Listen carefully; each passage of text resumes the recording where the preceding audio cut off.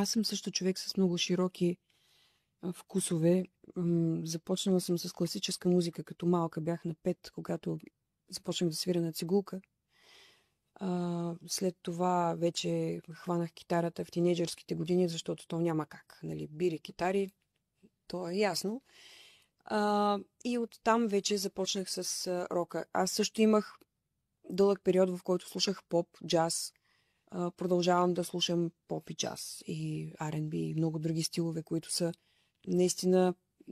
Това са стилове, от които аз съм се учила, които продължавам да обичам да слушам и да изпълнявам. Понякога, дори в момента правя трибют на Адел.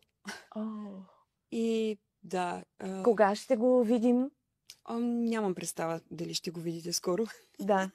Важното е, че работите върху него. Работя върху него, да. Новите проекти. Но това са такива неща, които, както каза Джеф, има два вида музика. Хубава и лоша. Това е.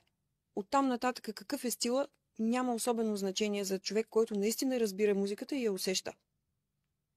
Аз много съжалявам.